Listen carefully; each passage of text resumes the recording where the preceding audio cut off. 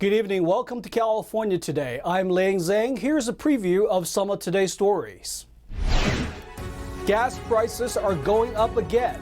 While the governor is blaming oil companies, experts say there are other reasons. We'll give you the details on when prices may be coming back down. Hackers released some sensitive information from Los Angeles Unified School District. That's after officials ignored ransom demands. We'll have how much data was released. And a health official said most COVID diagnoses in Los Angeles public hospitals were for other diseases. We'll look at the recent statistics. As gas prices soar upwards across the state, experts are saying there are multiple factors to blame. One of them says the prices will likely continue going upward for another week. As Governor Gavin Newsom blamed oil companies for profiteering on recent high prices, industry experts say shutdowns are to blame instead. They cited refinery shutdowns and market issues in California as causing a spike in the state's gas prices. According to AAA, as of Tuesday, the national average for a regular gallon is $3.80, while in California it's $6.41. The skyrocketing cost is mostly caused by 4 refinery shutdowns in the state for unexpected or scheduled maintenance. They include the Chevron refinery in Richmond, Valero's plant in Benicia, and 2 large plants in the Los Angeles area. Petroleum expert Patrick DeHaan with Gas Buddy said that prices could continue to rise for 5 to 10 days until the refineries start operating again. In a message calling for new taxes on the oil industry, Newsom said prices will drop by 25 cents in 2 weeks' time. According to the U.S. Energy Information Administration, California consumes 33.3 million gallons of gas a day, which normally can be satisfied by the state's own production. But with 4 refineries down, more of the supply has to come from other states or countries at higher prices. Ed Heers, an energy economics lecturer with the University of Houston, said market rules also influence prices. He said that the California refineries and gasoline markets are not regulated. Everyone is raising prices to compete for fuel, and those costs are being passed on to the consumer. Kara Green, spokeswoman for the Western States Petroleum Association, said, quote, "Despite bans, mandates, and other policies that can increase energy costs, our members are doing all they can to produce and refine more energy and fuels to keep up with demand." DeHaan added that another factor that could push future gas prices to rise is drawdown and refilling of the National Strategic Petroleum Reserve. President Joe Biden's administration has withdrawn nearly 200 million gallons of oil from the reserve since October 2021. If the administration decides to restock the reserve, it could cause the prices to rise again. Students and staff in Los Angeles can breathe a little easier after hackers targeted the school. That's because officials say the cyber attack last month did not access sensitive student or employee information based on what has been posted. But some information was still stolen. Here are the details. During a press conference on Monday, LA School Superintendent Alberto Carvalho announced there was no evidence that the cyber attack in September accessed sensitive student or staff personal data.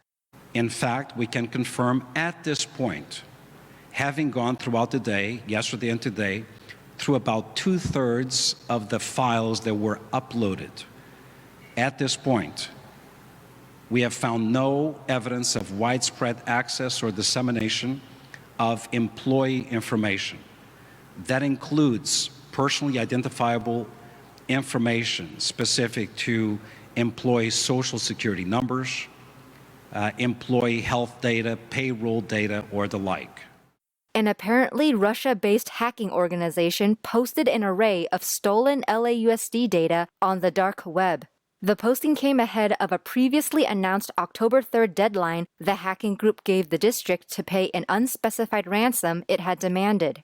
But the school district and superintendent had no intention of paying any type of ransom. He confirmed that the hackers did appear to access the district's MySys, or My Integrated Student Information System. They obtained some limited information such as students' names, attendance data, and some academic information. But the data appeared to be archived information dating back to 2013 to 2016. But some personal information, such as social security numbers, passport details, and other financial data involving outside contractors appeared to have been obtained and posted. Whether we're talking about students or employees or contractors, in the near future, as we continue to go through this data, we will initiate the process of outreach to these entities. We have also, at no cost to the employee or a student, made available credit monitoring resources, as well as personal assistance as any one impacted person may need as a result of this issue. According to Carvalho, the information posted online from the Labor Day weekend hacking attack did not appear to contain any critical data involving current district employees. The Los Angeles Police Department is handling less than 1/3 of calls relating to mental health. That's as the police chief says the newly established department lacks staffing for the requests. Less than 1/3 of calls to the Los Angeles Police Department involving people experiencing a mental health crisis are being handled as expected. The voices in my head, they're telling me to end my life. That comes as the LAPD put in place a program last year to dispatch a mental health response team to certain calls. The unit is known as the System-Wide Mental Assessment Response Team, or SMART. Of more than 31,000 calls related to mental health received, only 10,000 were responded to. Previously, SMART units were used as secondary responses. Police Chief Michael Moore told the Board of Police Commissioners that the department lacks the proper resources and staffing for all the requests. The SMART team is at most able to handle between 20% and 25% of calls, according to Moore. He said, quote, "By no means are we handling even the majority of cases with those multidisciplinary teams." The SMART team currently has 76 of its 81 positions filled and is seeking to expand by another 19 positions in the next fiscal year. To handle more calls, the LAPD partners with two outside agencies, D.D. Hirsch and Urban Alchemy. 2,300 calls were diverted to D.D. Hirsch for those in a suicidal crisis or undergoing severe emotional distress. 1,239 calls were diverted to Urban Alchemy for people experiencing homelessness. Last week, the Los Angeles County DHS director said that approximately 90% of COVID-19 positive patients in 4 DHS hospitals were not hospitalized because of the virus. This news comes shortly after President Joe Biden told 60 Minutes that the pandemic is over. During a Los Angeles Board of Supervisors meeting last Tuesday, Catherine Ann Barger-Liebrich, a Republican member of the board, questioned the percentage of actual COVID-19 admissions versus patients who tested positive while hospitalized for another ailment. And then on the number of COVID-19 inpatients, and you may have said it and I apologize if you did, and so you may have to repeat it, what percentage were admitted for COVID and what percentage were admitted and then tested positive for COVID? This is for the 4 DHS hospitals where we do the manual chart reviews to look at that. 10% are admitted to the hospital for COVID and 90% are there for incidental finding, but they're primarily there for another reason. Galley was presenting data from the last 180 days on the number of inpatient admissions at the 4 DHS hospitals. Her comments were consistent with the recent data reported by the CDC, which showed that COVID-19 deaths and hospitalizations have continued to rapidly decline. On September 18th, President Joe Biden responded to a 60 Minutes question about the trajectory of COVID-19, in which he replied that the pandemic, quote, is over. He said, "We still have a problem with COVID. We're still doing a lot of work on it, but the pandemic is over. If you notice, no one's wearing masks. Everybody seems to be in pretty good shape, and so I think it's changing." The CDC has also continued to remove various COVID-19 restrictions and has revised its guidance around the virus. Bill Thomas, NTD News, Los Angeles. Controversy has stirred after officials at one school have decided against flying a police-related flag at football games. The team flew the flag in the first place to honor police officers who responded to a campus shooting. Santa Clarita's Saugus High School football team has flown a thin blue line flag since 2019. They've flown it since then to honor the law enforcement officers who responded to the deadly school shooting on campus that killed 3 and wounded 2. But a recent decision by the football coach, and later reinforced by the district superintendent, to no longer use this flag stirred up an emotional debate within the school and the community. The district superintendent, Mike Kuhlman, explained in a letter that, quote, "It's possible that some players on the football team might not be entirely enthusiastic about a symbol that is being used to represent the entire team." According to the LA Times, football coach Jason Bourne decided to not use the flag at pre-game ceremonies, quote, "in deference to his commitment to inclusivity, kindness, and respect." Superintendent Kuhlman supported the coach's decision. He explained in his letter that the use of the flag has become controversial, but promised to explore alternative ways to show support for law enforcement. The thin blue line flag is a black and white version of the American flag with a horizontal blue stripe. Some argue it's a symbol of white supremacy, while others use it as a way to support law enforcement. Parents are planning to hold a protest at the school on October 7th. We're going to take a short break, but here's a look at what we got for you when we come back. For thrill seekers, Knott's Berry Farm is beginning its annual Halloween event. Its chaperone policy has been updated, giving certain people free access.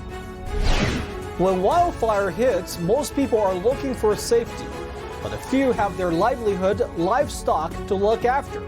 New laws will adjust to how these people can take care of their animals in a disaster. And a prayer breakfast was held over the weekend in Southern California. Mayors from nearby cities came to discuss what's really important to them without all the politics. That and more on California Today.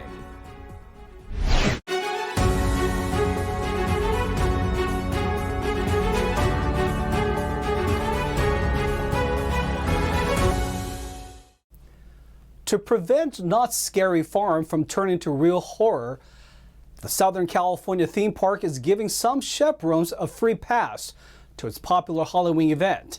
That's after violence broke out among youth at the park recently.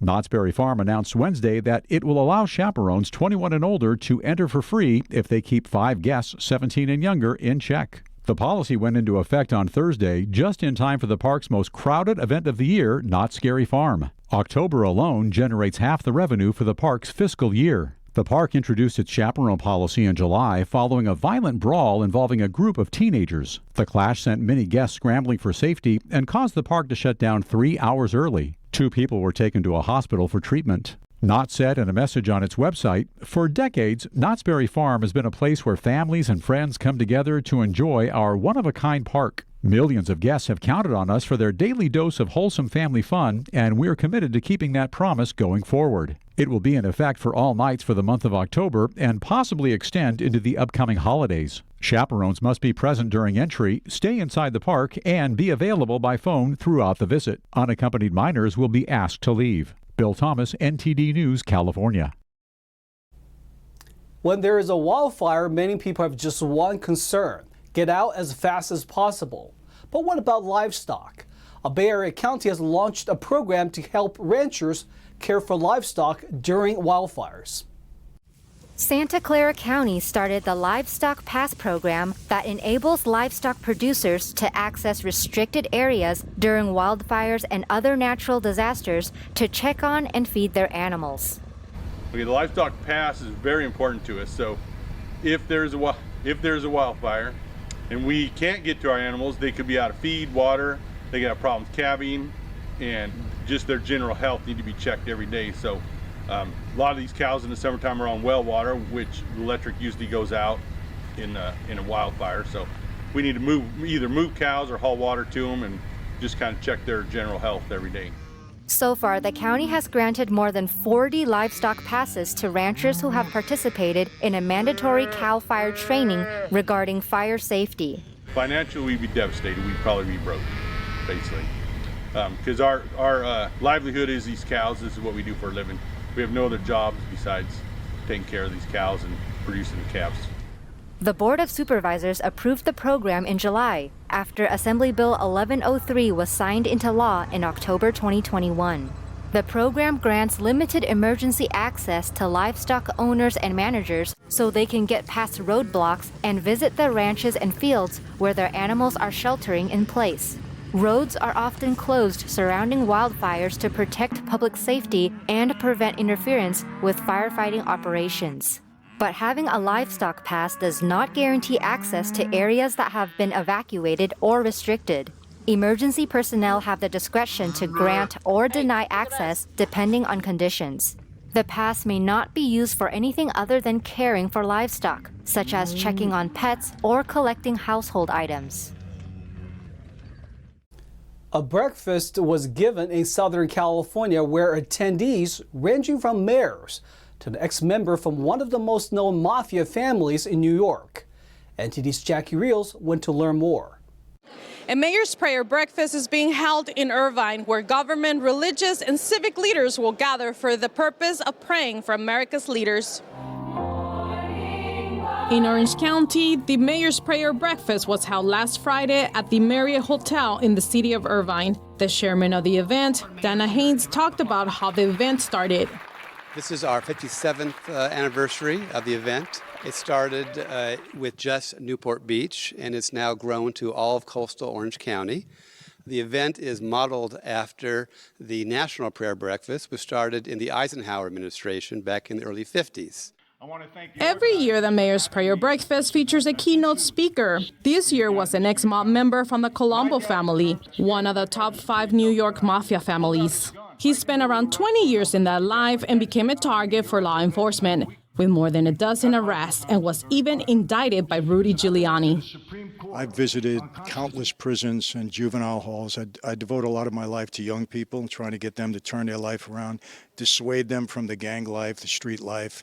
A lot of those people I've had an impact on, those younger people, guys in prison. It's amazing, the impact that we've had on them. And it really inspires them to say, you know what, if he can do it, I can do it. Every mayor's city also took turns to say a few words. They called on people to set aside differences.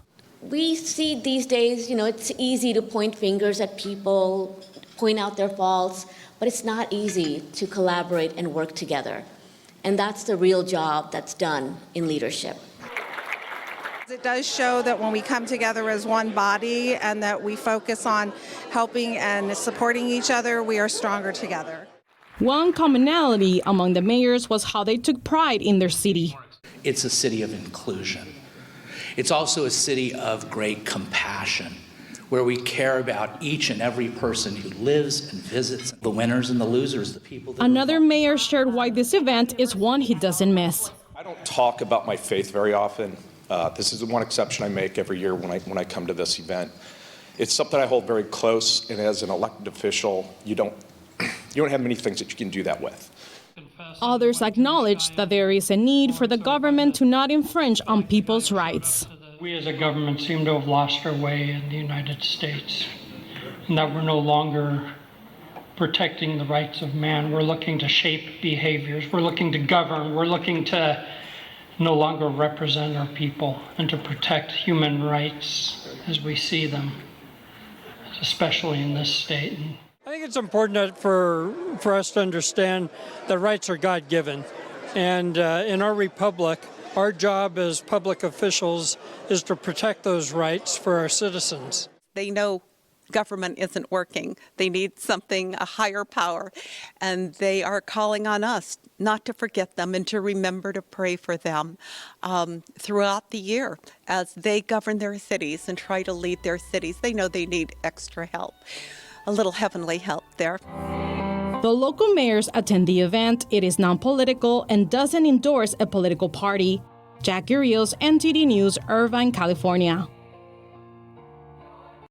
Now let's check in with NTD's Thomas Christian for an update on sports.